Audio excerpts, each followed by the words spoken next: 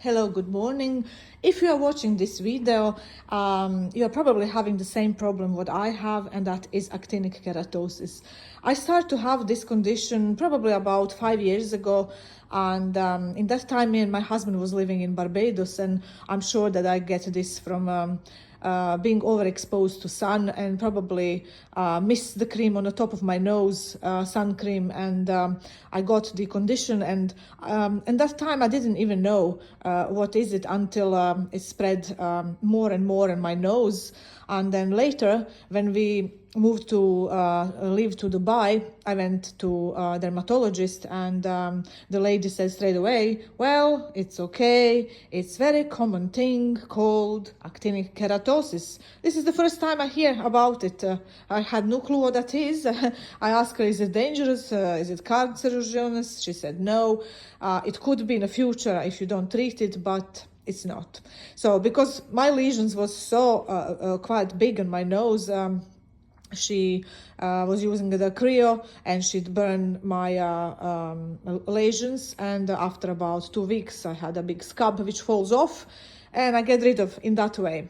Well, that was all fine, and then after a year I got another one on another side of the nose, but was very, very little, so I already knew then what that is, and I was thinking, you know what, if I'm going to burn my nose all the time, I will have a white spots on my nose all over the place, because the skin is never even after this burning, the color.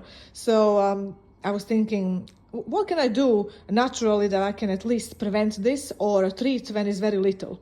So I investigate a lot, and I come to conclusion that is brilliant to make. You can buy this on Amazon, maybe. It's made in the States, but you can make it at home, and it's so easy to make. So I'm not going to make in front of you to bother you, but I will explain you how to do it and what you have to do. And it's so easy that anybody can do that. First of all, you will need to have eggplant or aubergine, depend where you're from, UK or States. Here, I use about 3 aubergines, very small baby ones, maybe like that size. Like this, 3 of them. You can of course use one large one, but I didn't use one large one. I like small ones because small ones are a little bit more, how can I say, more stronger. It's a more sort of goodness out of them. So I bought 3 of them, and I dehydrate them into my oven. I just slice them very thin, almost like chips, and I put them to dry in my oven just over there, and I dry them in 60, this is Celsius, for about 2 hours. There is another method. You don't have to dry them at all. You can use them fresh, no problem, but I personally prefer this method, and the reason is because when you do the tincture, it will be more clear tincture. It will not be cloudy because of the fresh aubergine. Fresh aubergine can cloud up a little bit your tincture. So I like to dehydrate first. So once you have this, you are putting in a jar. This jar I sterilized in the oven the same time when I was doing this aubergine this morning. So it's sterilized. The lid is sterilized as well. So I will now put this here, and over this you can choose what you like to put. You have organic apple cider vinegar, but with mother. It must be good quality apple cider vinegar. This is with mother, you can see on the bottom. You have to shake it a bit before you use it, and then cover it. When you cover this, if I have an eggplant only halfway of this jar, you just cover this eggplants. You don't have to put it all on the top, the liquid, not at all. Just cover what you have. If you have it like this, you just cover it. Because I already have this tincture, I will this time try a different method. It's also good, and it's alcohol. You can use any alcohol, which is use about 40% of alcohol. Don't go lower than that, because you will not have enough strength to dilute all of this. So I'm using 40% of vodka, and I like to use vodka because it's odorless, colorless and everything. Of course, you can use gin, you can use other alcohol, maybe even I don't know, cognac or something, but I like something which is very clear and simple. So I will use that. So when you put this in a jar, you close it, and when you close it, shake it well, put it in a fridge, and keep it in the fridge for about 4 or 5 weeks. Up to 6 you can, but 4 or 5 weeks is fine. And shake it daily. So every day, shake a little bit this jar, put it back into your fridge until it's past this 5 weeks. So when 5 weeks is done, then take some muslin or some sieve or something, some fine sieve, and go through. You can go back to the same jar or similar jar, which is again sterilized, or you can do something similar like what I will do. I use bottle like this, because in this bottle I already have a pipette like this, so I can use it straight away on my nose like that. You don't have to. If you don't have this, you can use smaller jar or smaller any container which is smaller and more cosmetically looking better, like this, rather than whole jar.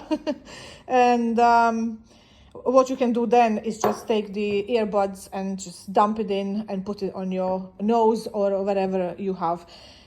Don't put close to your eyes, don't put on your mouth, don't put on any cracked skin or anything like that. So put directly on a actinic keratosis, and do this daily. I would say you could use 2-3 times. I'm using about 6 times a day. So I work online, so when I'm sitting next to my laptop, I have this always with me, and I just, when it's dry and it's passing about hour and a half, 2, poof, I put another little drop.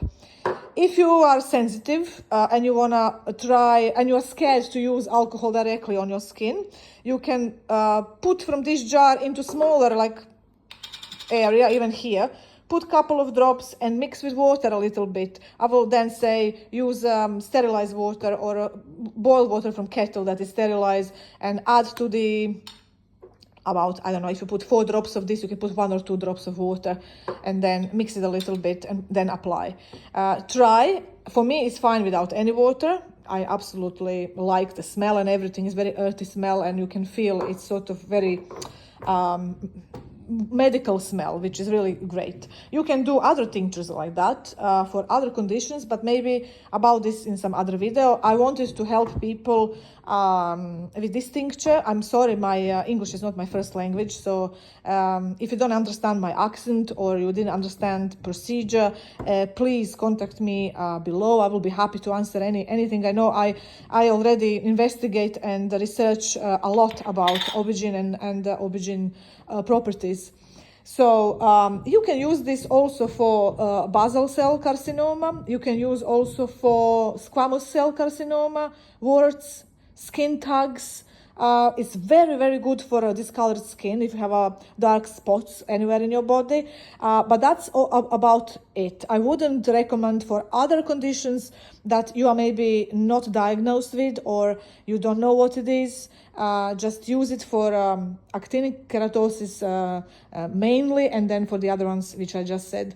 Some people are using this tincture internally, dilute it in water for some anti-inflammatory properties, like for example if you have your intestines or problems with inflammation somewhere in your body, you can use it, but I wouldn't go now into this. This video is purely for actinic keratosis, basal cell carcinoma and squamous cell carcinoma. Please comment in a video if you, as I said before, have any question, and I will be glad to hear from you, especially if you use for some time. Let me know if you have any effects, and I would like to hear that is helping you in the same way like it's helping me. So have a lovely day, and goodbye.